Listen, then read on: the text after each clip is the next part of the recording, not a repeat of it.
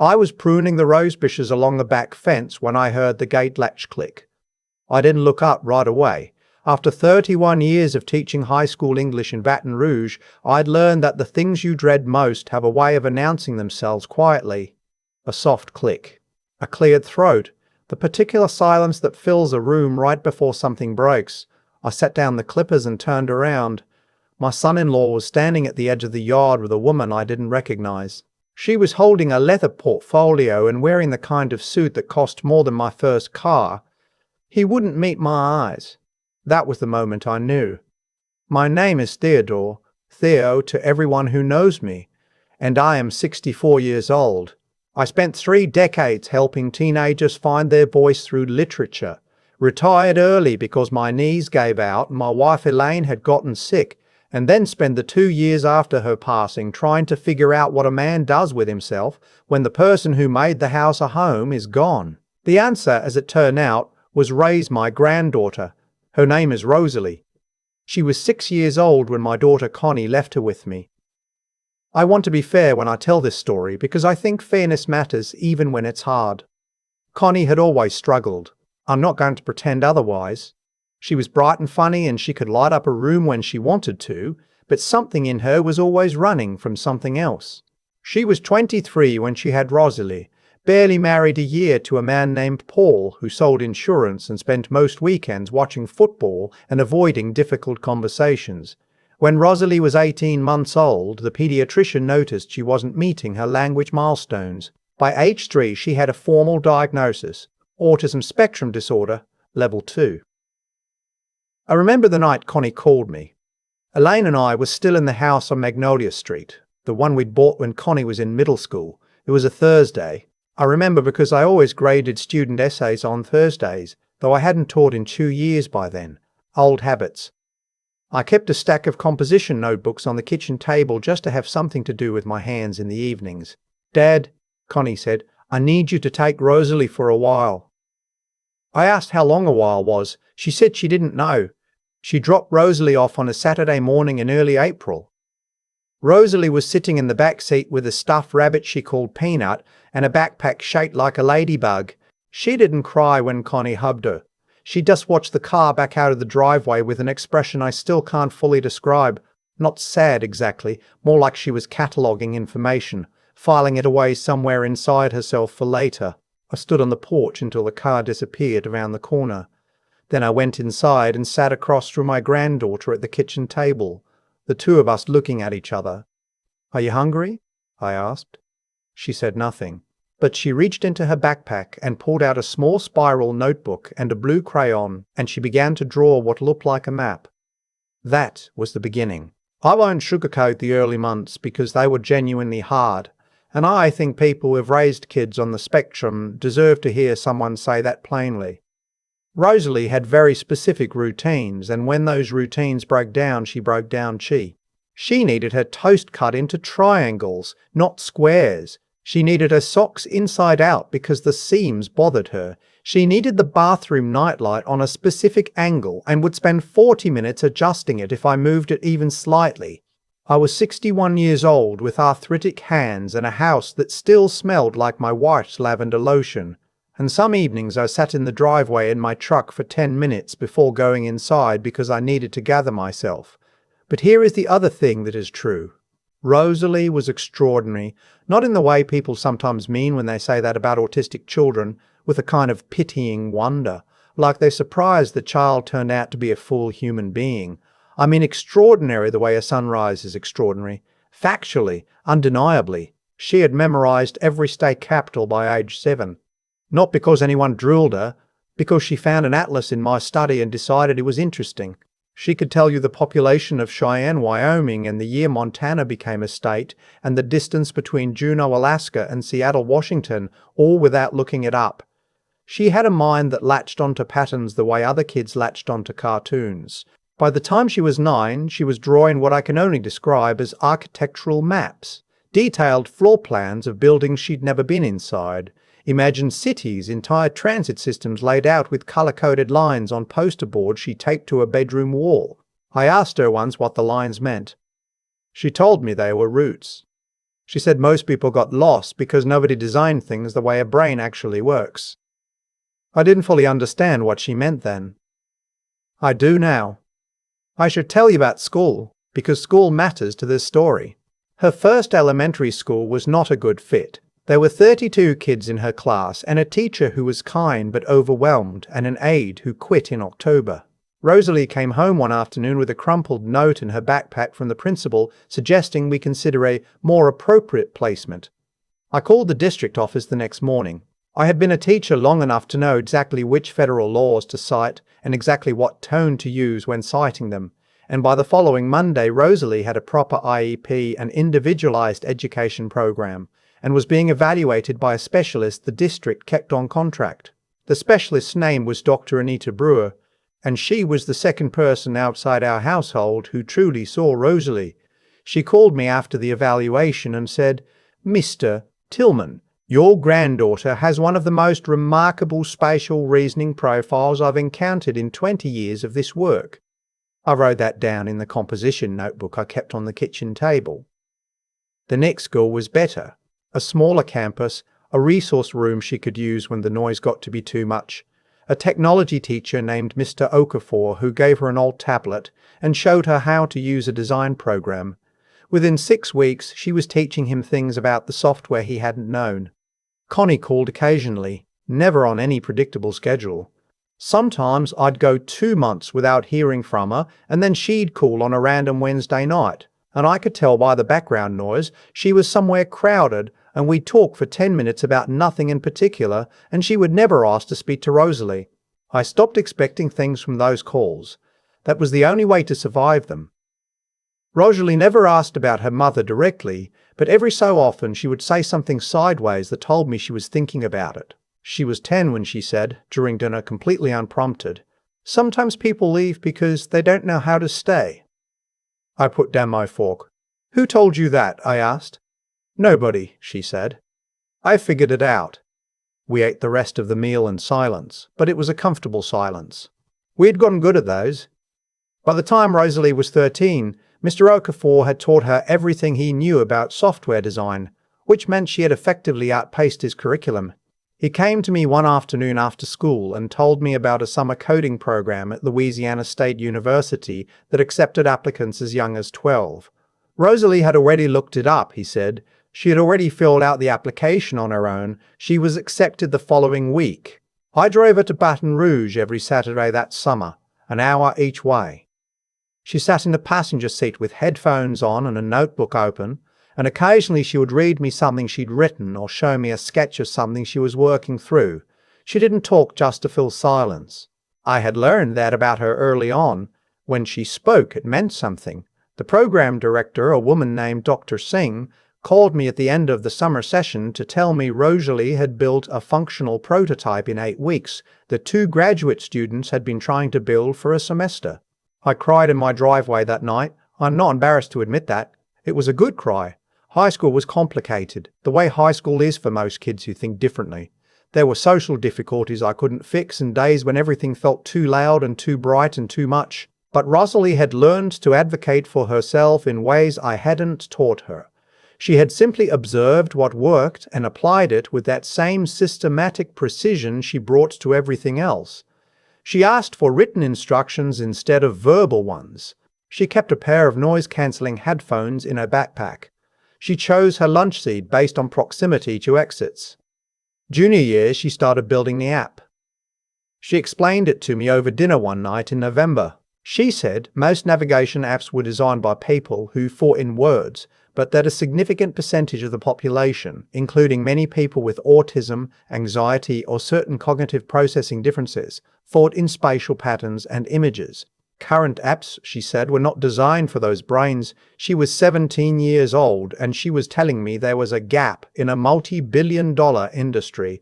I said, "Have you looked into whether anyone else has tried this?" She slid her notebook across the table. She had been researching it for 8 months. She had 70 pages of notes. The development took just over a year.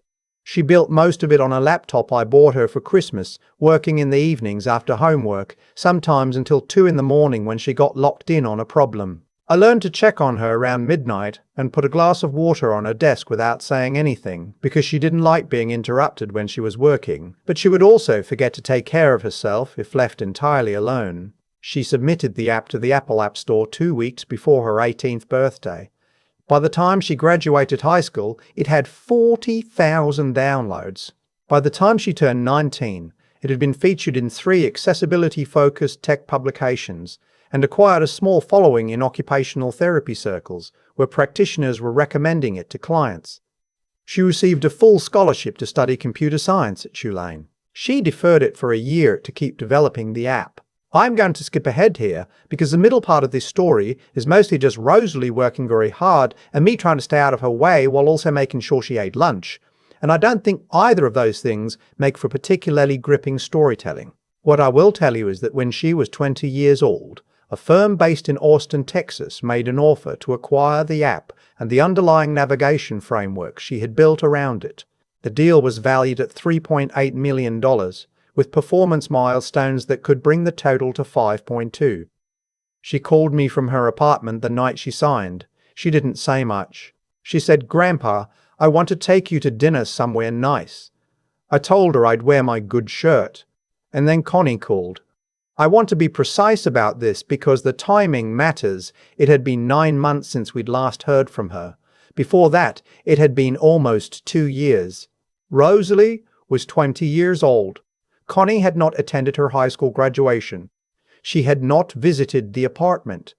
She had not called on Rosalie's 18th birthday or her 19th. She called my cell phone on a Tuesday morning in March, 6 days after news of the acquisition was mentioned in a regional technology newsletter. I know it was 6 days later because I counted. She said she'd heard about Rosalie's success and that she was so proud and that she'd been doing a lot of work on herself and that she thought it might be time to try to reconnect. I stood in my kitchen and listened. I had the same composition notebook open on the table that I always had open on the table. I didn't write anything down. "I'm not the one you need to talk to," I said. She said she knew that, but she wanted my blessing first. She said she thought it would mean a lot coming from me. I asked her if she remembered the Saturday morning in April when she dropped Rosalie off with a ladybug backpack and a stuffed rabbit. There was a pause. I asked if she remembered calling in December of that year, and me telling her that Rosalie had strep throat and a fever of 102, and her saying she'd call back and then not calling for 4 months. Another pause. I said I wasn't trying to punish her. I said I genuinely hoped she had done the work she said she'd done. But I told her that Rosalie was an adult who made her own decisions, and that I would not be the one to hand her my granddaughter's phone number. I hung up and stood at the kitchen window for a long time looking at the rose bushes I'd planted along the back fence the year Elaine passed. 2 weeks later, a man I didn't recognize was standing at my back gate with my son-in-law beside him. His name was Patrick Weller. I learned that later, and he was an attorney. He had driven up from New Orleans. He handed me a document that used a great deal of careful language to make a fairly simple argument, that Connie had parental rights that had never been formally terminated, that Rosalie had been a minor when significant foundational work on the app had been completed, and that Connie was entitled to explore what legal interest she might have in the proceeds. I read it twice, standing in the yard with dirt on my gloves. My son-in-law Paul was looking at the fence the whole time. He'd had very little to say to me in 14 years, and he was maintaining that tradition. I went inside and called my own attorney, a woman in Metairie named Beverly Tran who had helped me with Elaine's estate and who I trusted more than almost anyone I knew outside this house. She told me to scan and send the document immediately, which I did. Then she said, "Theodore, don't say anything to anyone until we talk."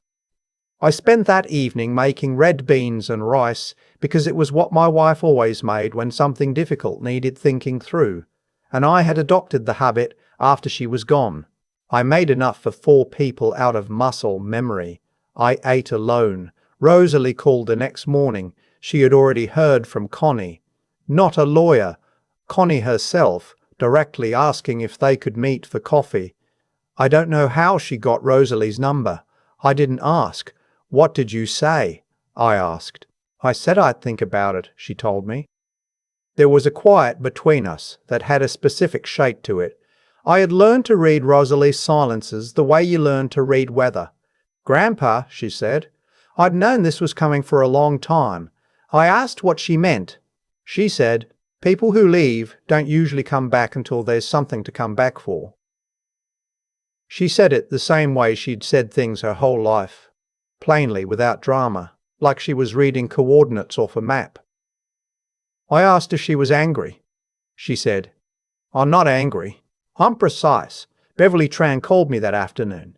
She told me something I hadn't known, or hadn't thought through clearly enough. Connie's parental rights had never been formally terminated, because neither Connie nor I had ever pursued legal guardianship through the courts. It had been an informal arrangement, the kind that families make all the time without realizing the paperwork matters. Rosalie had been a minor for most of her development. The legal question of what that meant for intellectual property created during that time was genuinely complicated, Beverly said. Not hopeless, but complicated. I sat with that for a long time. The following week was the hardest of my recent memory, including some weeks that I would have previously considered as candidates for that title. I am a private person by nature.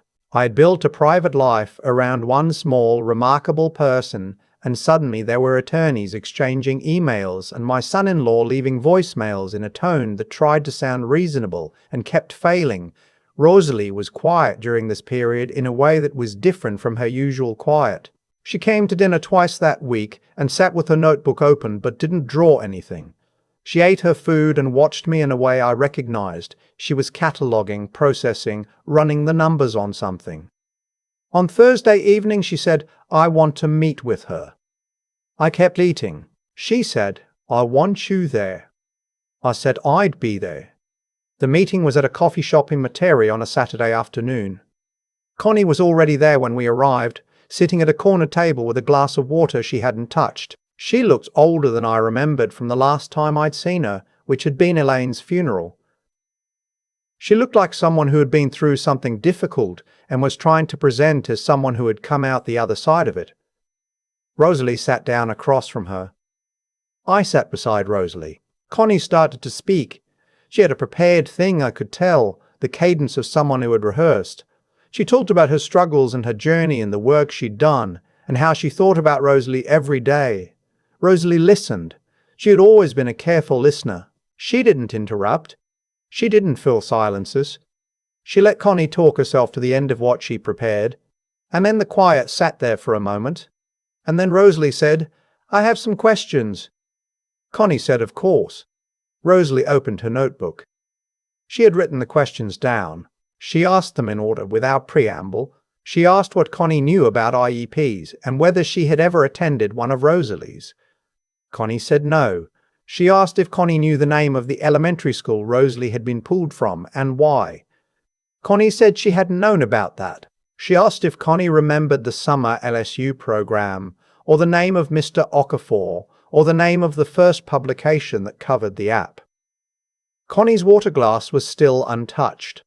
Rosalie closed the notebook. She was not unkind. That's the thing I want to make clear. She was not unkind. She spoke evenly and looked her mother in the eye, which I knew was something she had worked at for years. She said, "I'm not angry at you, but I need you to understand something. I didn't build what I built because of what you gave me. I built it because of what Grandpa gave me. And I don't mean money, I mean time and patience and the kind of attention that costs someone something." She said, "If you want to have a relationship with me, I'm open to that. But it starts from today, not from before." Connie started to cry. I handed her a napkin from the dispenser on the table because it was the right thing to do. I did not say anything. Rosalie said gently but clearly, "The legal thing is separate.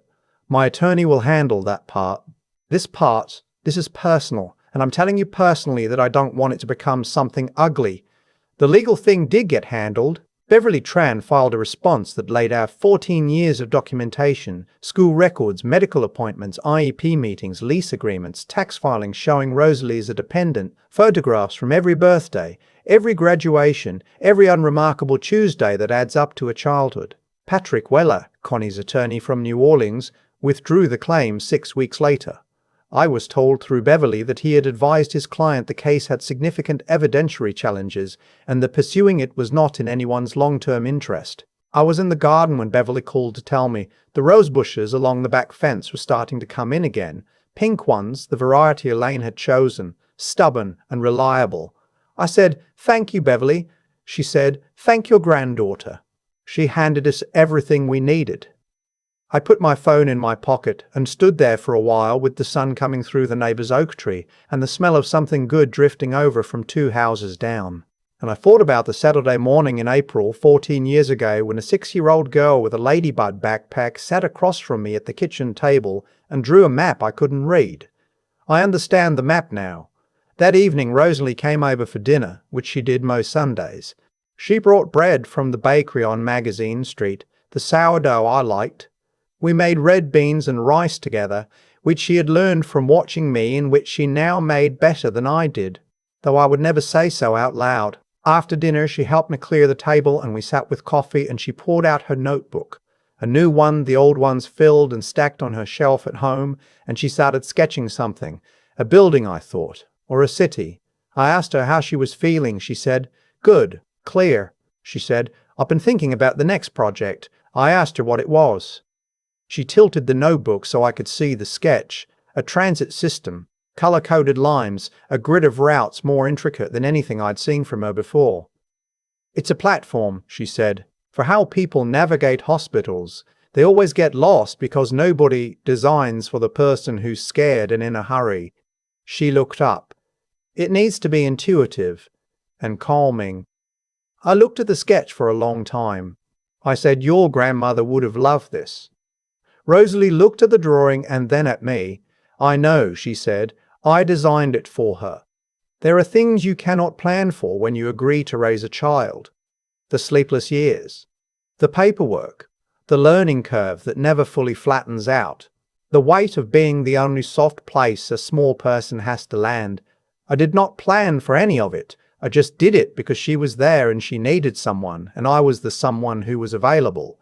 I don't say that to make myself sound noble. I made mistakes.